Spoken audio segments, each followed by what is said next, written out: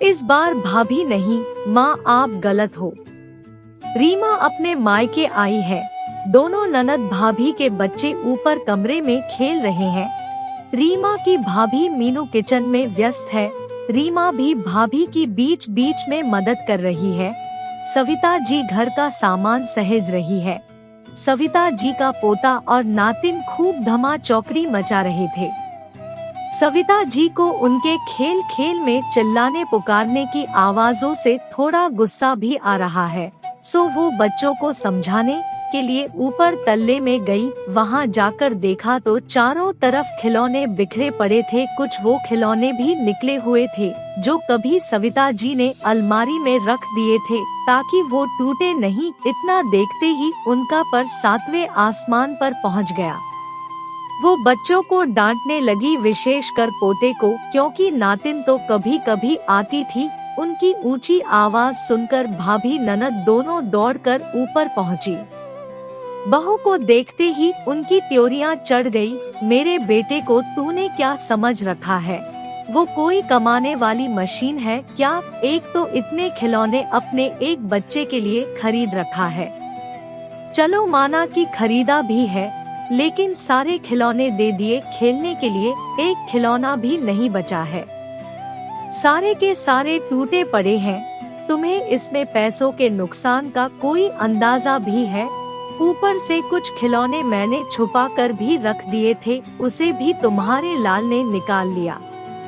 6 वर्षीय बेटे को उसने देखा जो कि काफी सहम गया और माँ के आंचल में छिप गया। तो बहू ने धीरे से कहा, ये खिलौने मैंने निकाल कर दिया है बच्चों को खेलने के लिए। जो भी गलती है मेरी गलती है, बच्चों की नहीं।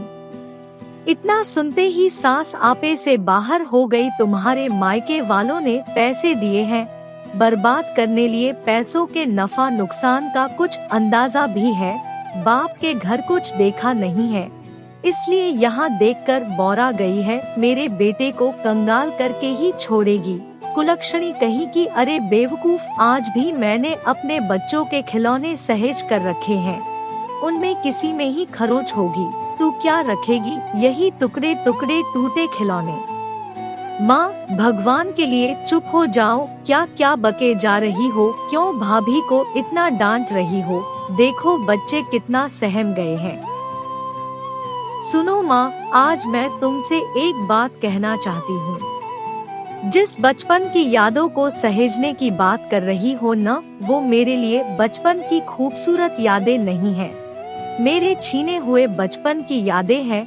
एक तो मेरे और भैया के पास बहुत ज्यादा खिलौने थे नहीं, और जो थे उनमें जरा सी खरोच, जरा सी टूट होती, बस तुम उन्हें सहेज कर शोकेस में रख देती। कुछ अच्छे खिलौने को तो तुमने छूने भी नहीं दिया, सीधा सजा कर रख दिया।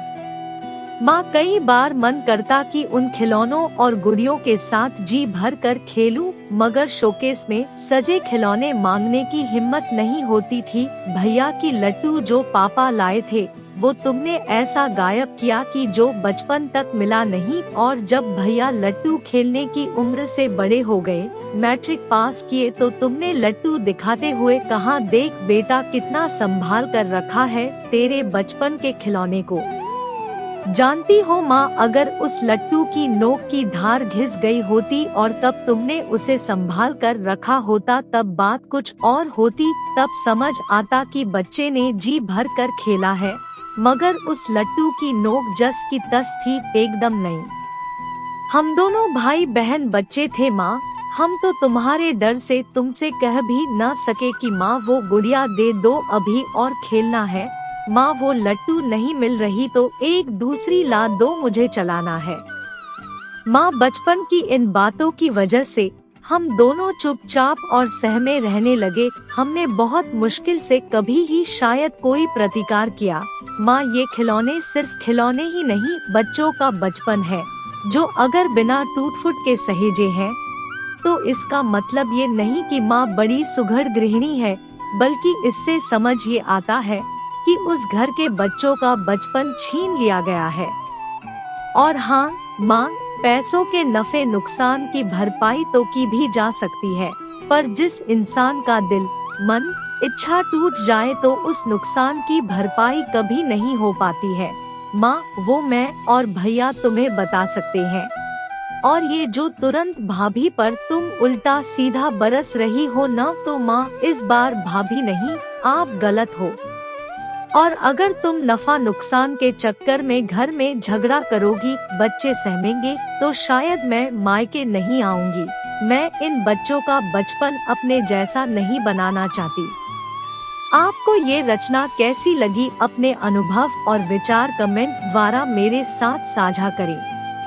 कहानी को सीख समझ कर पढ़ें और शेयर करें। कृपया कहानी को अन्यथा ना ले। बहुत बहुत आभार।